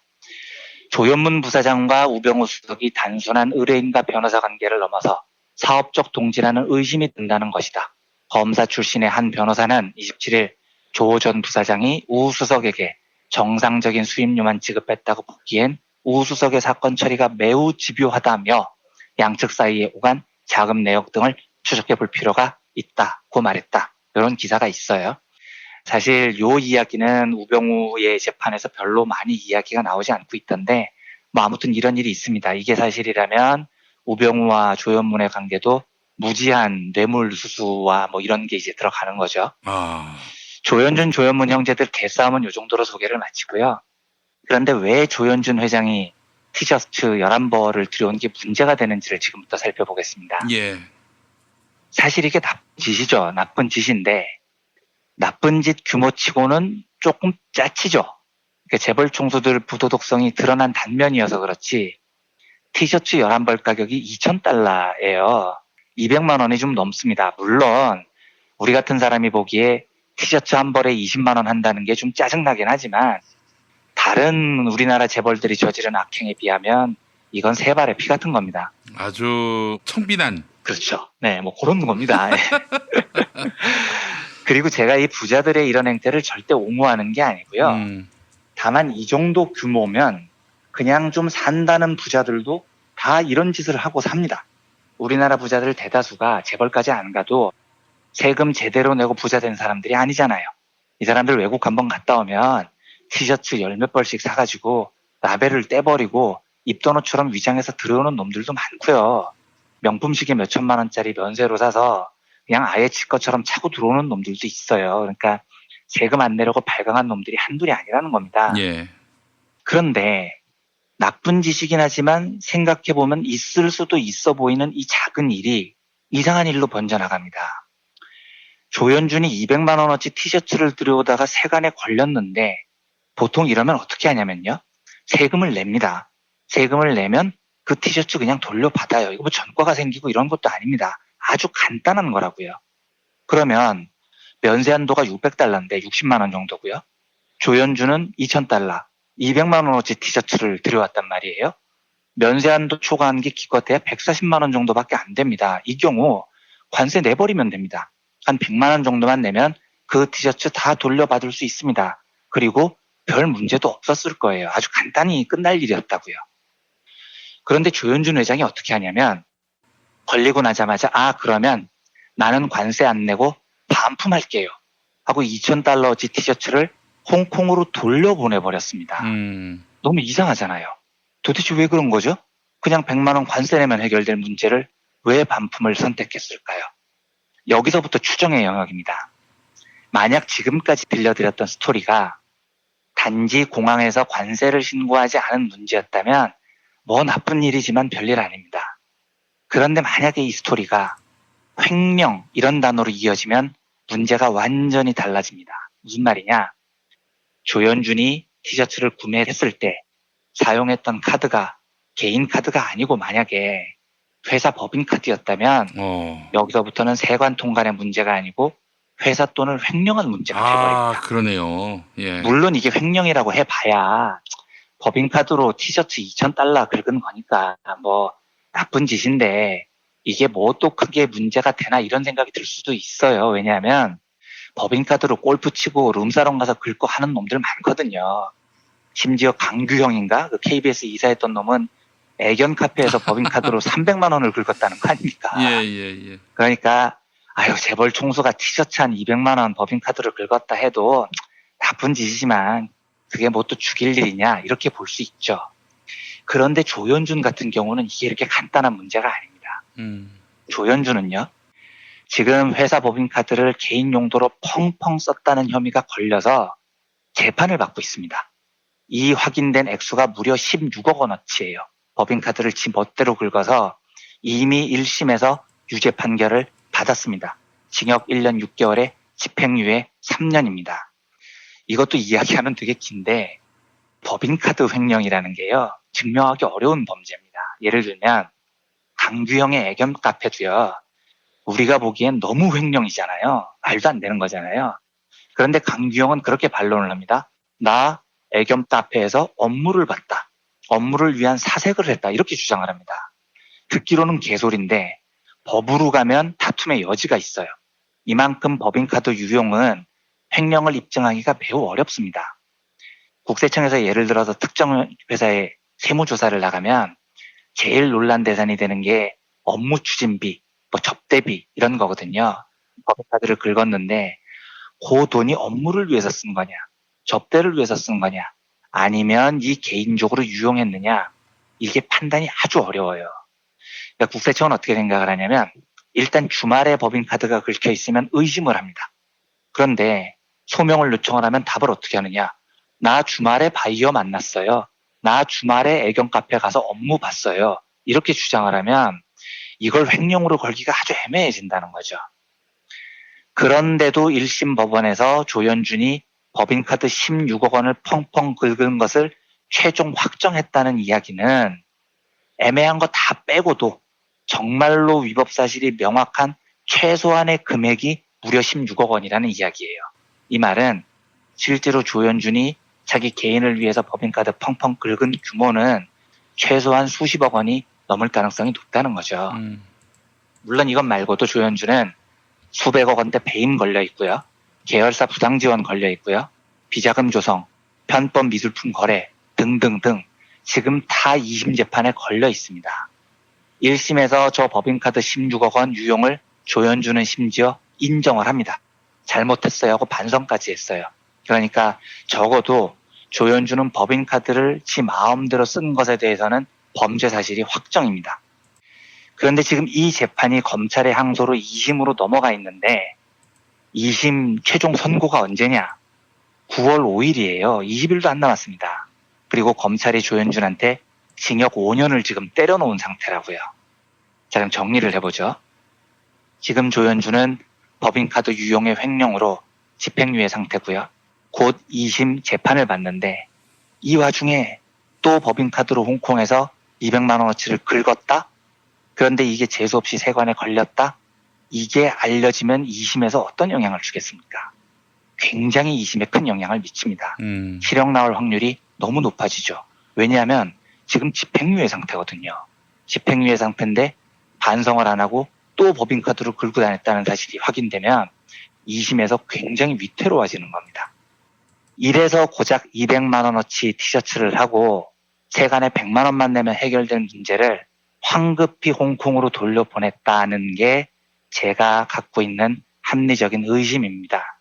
이 이유 외에 그 200만 원짜리를 그걸 그렇게 허겁지겁 돌려보낼 이유가 뭐가 있었겠습니까? 제가 이걸 확인해 보기 위해서 효성에 연락을 해봤습니다. 아, 그래요? 예, 그쪽에 3차례 통화를 했는데 그쪽 이야기는 무슨 소리냐? 절대로 회장님 개인 카드로 썼다. 우리 내부에서 전부 다 확인했다 이러더라고요. 그래서 알겠습니다. 그러면 개인정보 다 가리시고요. 개인 카드임을 확인할 수 있는 시각적인 증거물을 좀 볼 수 있게 해주십시오. 라고 요청을 했습니다. 그랬더니 그건 안 된다고 그러더라고요. 그러면서 아니 무슨 권리로 기자가 남의 개인 카드 사용 내용을 보여달라고 할 수 있느냐라고 반론을 합니다. 맞아요. 저는 경찰도 아니고 검찰도 아닙니다. 제가 뭐라고요. 일개 기자인데 개인의 카드 영수증을 보여달라고 할 권리가 있겠습니까? 하지만 제 설명은 제가 기자니까요. 나에게 그런 권리는 없지만 지금 조현준 회장은 법인카드 유용으로 횡령 혐의로 집행유예를 받았고 곧 2심이 열립니다. 그리고 티셔츠 반품 과정이 너무 석연치 않아요. 그러니까 부탁드립니다. 지금 효성 쪽 주장은 개인카드 사용이 확실하다고 하시니 개인정보 가리고 그거 보여주시면 깔끔하게 다 해결이 됩니다. 보여주십시오. 라고 다시 정중히 요청을 한 겁니다. 근데 물론 답도 굉장히 정중하게 왔어요. 그런데 그 정중한 답은 개인 카드가 확실하지만 절대로 보여드릴 수는 없다 였습니다. 이제 이쯤 되면 제 감이지만 저는 사실 100% 거의 가깝게 확신을 해요. 법인카드로 긁었을 겁니다. 이 사람들이 그런 사람들이라고요. 이 집안의 주법 정신은 정말 제로에 가까운 집안이거든요. 그런데 기자가 물어보니 보여줄 수는 없고 하지만 2심을 앞두고 더 들통날 수는 없고 그래서 지금 이렇게 버티고 있는 게 아닌가가 제 추정입니다. 하나만 더 해보겠습니다. 조현준 아버지가 조성래 명예회장인데 아직 살아 있습니다. 그런데 이 사람이 지금 아들 조현준하고 같이 재판을 받고 있어요. 그런데 아들 조현준은 1심에서 집행유예를 받았지만 아버지 조성래는 실형을 선고받았습니다. 8,900억 원대 분식회계, 1,237억 원 법인세 포탈 혐의가 1심에서 인정이 됐어요. 그래서 1심 판결이 징역 3년, 벌금 1,365억 원입니다. 다만 실형이지만 너무 나이가 많고 건강상의 이유로 법정 구속만 피한 상태일 뿐입니다. 그런데 이 조성래 명예회장의 재판도 아들 조현준하고 함께 9월 5일에 열려요. 근데 진짜 개그는 조성래 명예회장이 항소심 최후 진술에서 어떤 말을 하냐면 법인세 포탈한 것도 맞고요. 분식회계 한 것도 맞는데요. 요거는 전부 다 회사를 위한 불가피한 선택이었습니다. 이렇게 최후 진술을 합니다. 근데 이게 이해가 되십니까? 불가피하다는 말은요, 경영을 하다 보면 그렇게 하지 않으면 안 됐다는 뜻이잖아요. 그러면 뭔 놈의 회사가 법인세를 포탈하고 분식회계를 하지 않을 수 없는 회사가 있냐고요. 법인세 내고 분식회계 안 하는 합법적인 방법으로는 도저히 경영이 안 됐다는 이야기를 그룹 총수 입으로 이야기를 하고 있습니다. 그러면 합법으로 도저히 존재가 불가능한 집단이라면 기업을 하면 안 되는 겁니다. 마피아를 해야 되죠. 깡패 집단을 하거나요. 저는 이해가 안 되는 게 도대체 어떤 기업이 불법을 저지르는데 불가피했다라는 말을 할 수가 있냐는 겁니다. 그런데 이자들은 이런 말을 태연히 해버려요. 법인세를 안 낸 게, 납세의 의무를 다하지 않은 게 불가피했다. 이건 뭐 깡패 집단도 아니고 아편 파는 집단도 아니고 이걸 어떻게 기업이라고 볼 수 있냐고요. 조현준도 이번 2심 최후 진술에서 재판을 받으면서 지난날의 어리석음을 반성하고 기업인으로 책무에 대해 다시 한번 생각했다. 이렇게 말을 합니다. 아니, 제발 좀 지난날의 어리석음을 반성 좀 하세요. 진짜 자기 말대로요. 어리석음을 반성했으면 법을 좀 지키고 살아야지. 명품 티셔츠를 법인카드로 구매했다는 건 제가 제기하는 의혹일 뿐이지만 적어도 세관에 신고를 안 하고 들어온 건 확정된 팩트입니다. 반성씩이나 했다면서 법을 좀 지키고 살면 어디 덧나냐고요. 왜 이렇게 세세한 일까지 다 법을 어기고 사는 게 걸려야 되냐는 말입니다. 이 집단들은요. 아무튼 이 사건은 뭐 간단한 사건이지만 우리나라 재벌들이 법을 얼마나 일상적으로 개무시하는지를 정말 잘 보여줘요. 9월 5일에 2심 재판이 열리는데 이 부도덕한 집단에 대해서 사법부가 철퇴를 내려주기를 원하는데 또 요즘 사법부도 워낙 개판 5분 전이라 참 막막합니다. 이게요.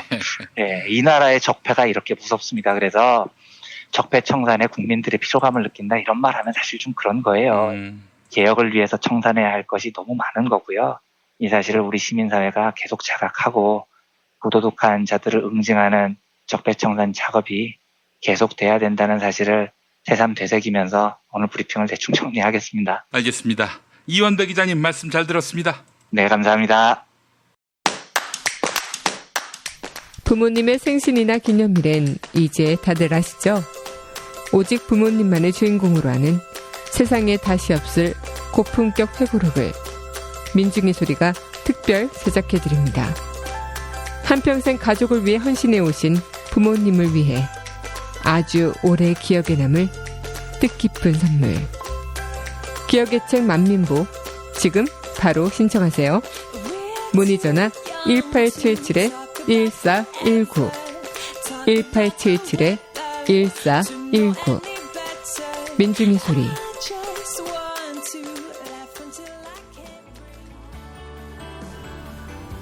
안녕하세요. 민중의 소리 아나운서 정혜림입니다. 이명박근혜 정부, 그 혹독했던 시간을 견뎌내고 촛불로 민주주의를 바로 세워낸 자랑스러운 여러분 곁에 언제나 민중의 소리가 함께 있다는 거 알고 계시죠? 앞으로도 여러분의 응원과 격려에 힘입어 돈과 권력에 굴복하지 않고 가진 것 없는 사람들의 가장 든든한 벗이 되겠습니다. 민중의 소리 후원 전화 1661-0451 1661-0451 민중의 소리.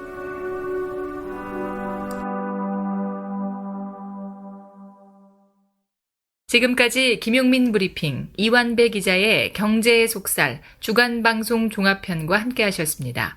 이완배 기자의 경제의 속살은 매일 아침 업데이트되는 김용민 브리핑을 통해 가장 먼저 들으실 수 있습니다. 이상으로 종합편을 모두 마칩니다. 애청해 주신 여러분 감사합니다. 김용민 브리핑과 함께한 시간 어떠셨어요? 다음 시간에도 보다 바르고 알차며 즐거운 정보로 여러분을 찾아가겠습니다. 팟캐스트 포털 팟빵에서 다운로드하기, 구독하기, 별점 주기, 댓글 달기로 응원해주세요. 잊지 마세요. 다운로드하기, 구독하기, 별점 주기, 댓글 달기.